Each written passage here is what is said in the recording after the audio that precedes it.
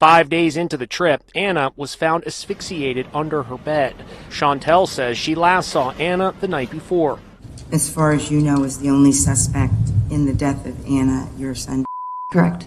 According to his grandparents, the stepbrother told them he doesn't remember what happened the night Anna died. It's a curious thing when you look on the website of the Carnival Horizon. They provide an itinerary for what I believe is their cheapest cruise package. 6 nights, Carnival Horizon. It's called the Western Caribbean Cruise.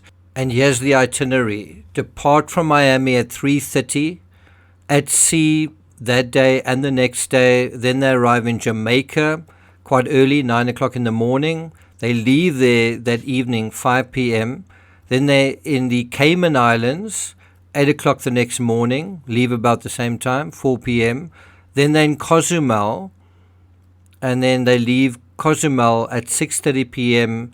or at sea for the next day, that's the second last day, and then they arrive in Miami fairly early at 8 a.m. The cruise company also provides this map of the itinerary, which we'll deal with in more detail in a moment. I got nightmares in my head, I fear thoughts build up until I can't feel.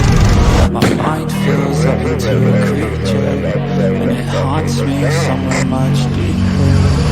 I got nightmares in my head, I fear. Anna was murdered in her own room and found wrapped in a blanket under her bed on the penultimate day of the trip. What does this mean? Those who know this channel know that I often lean on one particular technique for figuring out criminal psychology. It's an incredibly insightful tool. Time. The answer is time. So how exactly is time the answer here? Well, strictly speaking, in the context of the cruise, the holiday was over and they were heading back to port on that 5th night, the night of the murder. Look at the map. Do you see that the ship sails for 2 days to get around Cuba and into the international waters of the Caribbean Sea? Now, this already provides a taste, a sort of precursor, an idea for what's going to happen in future. This trip away from Miami that takes 2 days to get where they're going, while it also takes 2 days to get back when they've kind of completed that circumnavigation of Cuba. So that 2-day exit is also, which is the beginning of the journey, is also going to be a important reminder that things are coming to an end, and this is what that feels like. We don't stop at port. The ship is continuing to sail. Things are rapidly coming to an end. Now, there are several stops where, for example, drinking on shore, I don't think it can really be monitored by the ship's crew. And I don't think family members brought up this idea of drinking in international waters. I don't think that was brought up out of the blue or for no reason. I think that definitely is anchored in part of the psychology of what went down as well.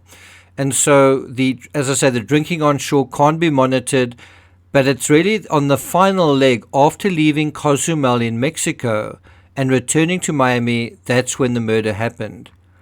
What this means is the ship was in, but also exiting, leaving international waters when the murder occurred. But more specifically, it was really the final night of the cruise in a real sense. Remember, the ship arrives fairly early in Miami on the final morning after the final night. And so you could imagine the passengers on that final night already, to some extent, packed, preparing for that in the sense of, getting all their belongings, their clothing, and perhaps even nursing things like sunburn, their credit cards, and hangovers. And we know that Anna wasn't feeling 100% towards the end of the trip either. But the timing is significant beyond the narrow confines of the cruise as well. If Anna's ex-boyfriend's account is true, that the stepbrother was obsessed with Anna, well, that is also something that was going on for a long time. There was like a slow burn associated with that. It was something that was germinating, and whatever was going on was like a splinter growing in his mind. The stepbrother didn't need to be in Anna's proximity to feed that obsessing either. He simply had to look at her TikToks, and she provided a steady stream of content, including of herself in a bikini, sporting exquisitely manicured fingernails and various outfits in various glamorous locations. And of course, he had unique access and proximity to her compared to everybody else. And so it would be easy for a young, impressionable male teenager with his hormones going crazy to imagine, to fantasize that all the pouting and smiling he was seeing was aimed at him. In other words, it was for his benefit. It would be easy to be deluded into thinking that, or tempted into thinking that. On the cruise, though, suddenly the person on his phone is right beside him. Suddenly the person on his phone, in these TikToks that he's just seen on his phone, well, he's just seen her in real life. She's right next to him. She's right there in real time in the relatively intimate space of the ship's quarters. And I think that brings these feelings he has to the surface as well. And he feels like he wants to act on them. And if she had asked him to film some of these, that could really have tipped him over the edge, especially if he was an awkward, socially inept, bumbling male without any social currency. Now suddenly he's on the precipice. He's like right there. And what's he going to do with it? Which is what appears to be the case. Anna provided a solution, I think, to much of what the stepbrother needed, which is basically a release, right?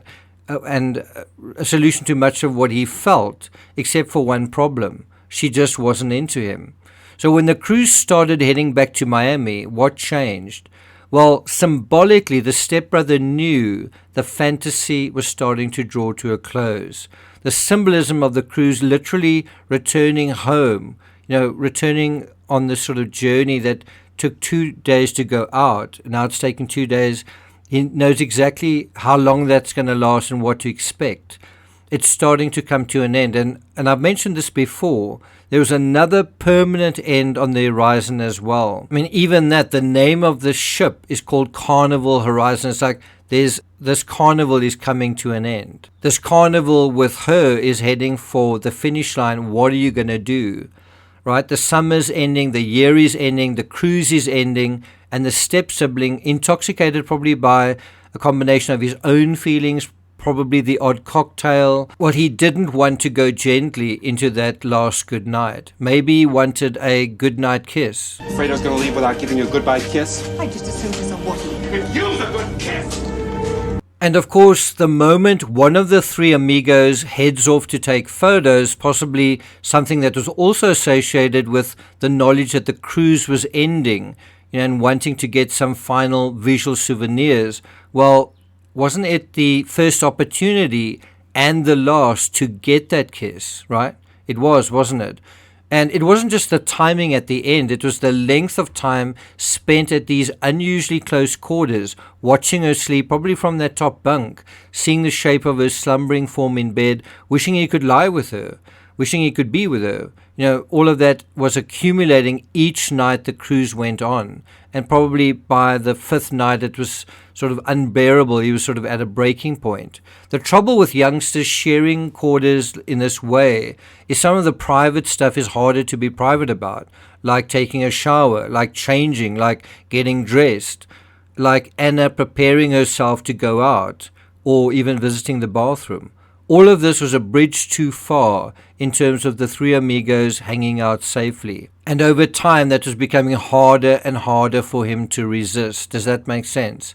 Now, right now, the FBI will be examining evidence like this sort of thing, photos, footage, CCTV, except not from outside the courtroom, from on board the ship.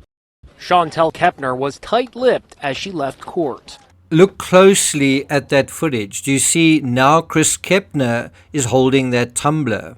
I wonder who it was for and what was in it. As some of you have noted, one obvious way to cut through the clutter will be to get a warrant for credit card receipts, all of which will be time-stamped. And there it is again, time. The answer is time. Those timestamps for what the parents were doing, what they were drinking, and when will provide a pattern not only for the FBI, but a window into the psychology, what the kids knew in terms of what to expect from their guardians, what patterns were going on in terms of their behavior. And from those patterns, they would know when the coast was clear and when it wasn't.